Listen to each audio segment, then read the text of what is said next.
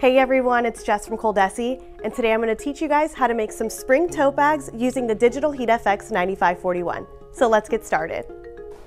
So first I set my bunny artwork to the printer, and it's printing on easy peel 2-step paper. Keep in mind, if you're customizing tons of bags, you can load multiple sheets in the printer all at once.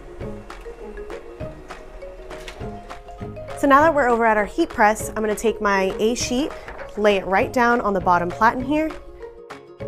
Then I'll take my B sheet, lay it right on top of it.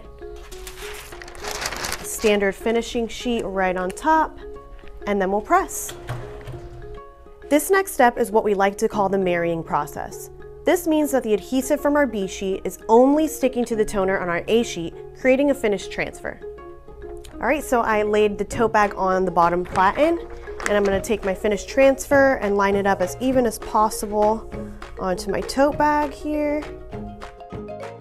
Then I'm going to use the flexible finishing sheet because these tote bags do have a seam on each side, so this is just going to help it get a flat, even press.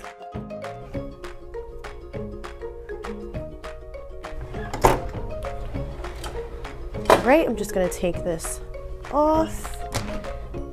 And I'm going to take our tote bag right off and set it to the side to cool. So now that this transfer is cool to the touch, we're just going to go ahead and rip it off like a band-aid, and then we'll take this tote bag and set it back under our heat press for a final press. So again, we're going to use the flexible finishing sheet right on top. This is going to give it a nice matte finish, and it's really going to push the transfer into the fibers of the bag.